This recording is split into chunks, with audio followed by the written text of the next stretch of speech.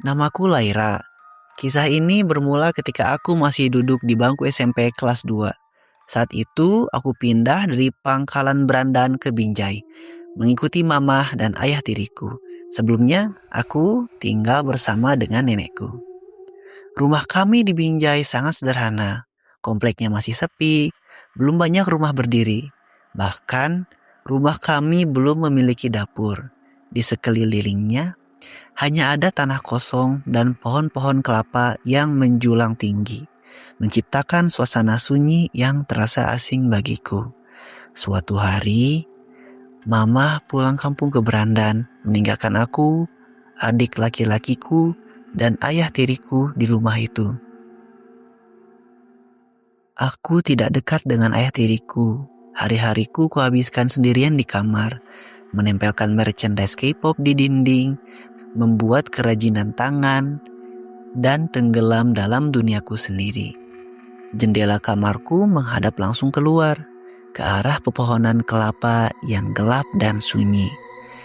Hingga suatu malam setelah maghrib, saat aku sedang asyik membuat kerajinan, tiba-tiba terdengar suara.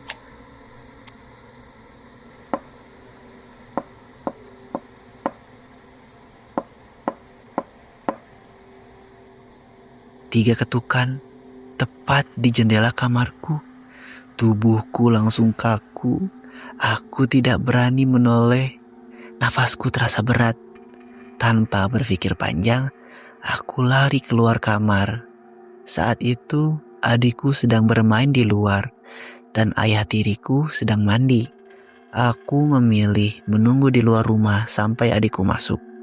Aku tidak berani kembali ke kamar sendirian. Aku mencoba meyakinkan diri bahwa itu hanya perasaanku, namun ternyata tidak. Beberapa minggu kemudian, Mama melahirkan adik bungsuku secara prematur, dan proses persalinannya dilakukan di rumah. Banyak saudara yang menginap malam itu. Aku tidur bersama Ukti dan adikku di satu kamar. Posisi tidurku menghadap ke jendela yang malam itu terbuka. Kami tidur berdesakan. Satu ranjang diisi beberapa orang.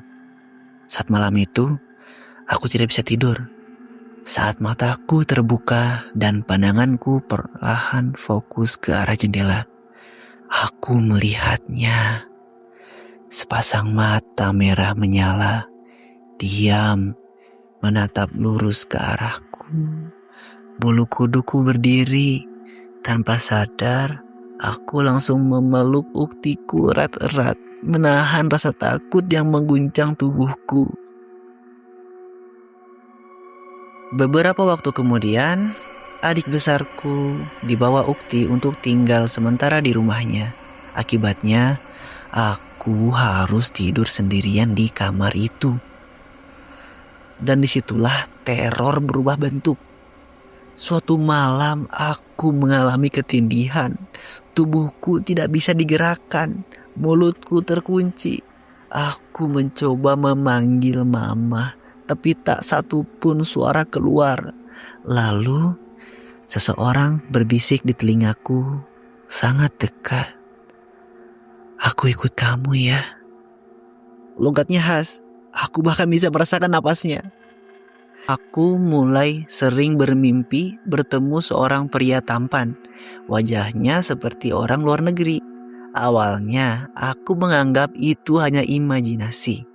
Mungkin karena terlalu sering membaca Wattpad. Namun mimpi itu terus berulang. Datang lagi dan lagi, semakin nyata. Di suatu mimpi, ia menggodaku dengan genit. Di mimpi lain, aku merasa berada di bawah satu selimut dengannya, dipeluk seperti pasangan sungguhan. Aku muak, takut, dan capek.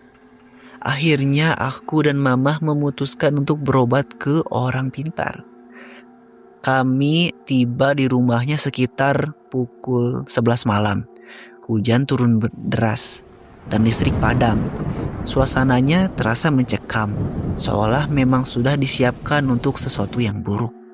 Saat giliranku tiba, Aku menceritakan semuanya. Orang pintar itu hanya menyentuh punggungku, tapi rasanya sakit sekali. Ia berkata pelan, "Oh, tulangnya sudah mulai keropos. Kebanyakan yang ikut." Mama bertanya, "Berapa?" "4." Ia menjelaskan. Yang pertama adalah genderuwo. Mengikutiku sejak aku kuliah karena aku sering bercermin di kamar mandi. Yang kedua, perempuan yang sering menggoda dan menghasutku agar tidak sholat. Yang ketiga adalah anak kecil yang mengikutiku karena aku sering melewati jembatan. Dan yang keempat, perempuan lainnya, penyebab tubuhku sering sakit-sakitan. Saat proses pengobatan berlangsung, tubuhku mengamuk hebat. Padahal aku hanya dipegang. Tapi rasa sakitnya seperti disayat dari dalam. Bahkan adikku yang berbadan besar tidak sanggup menahanku. Setelah itu, kondisiku membaik.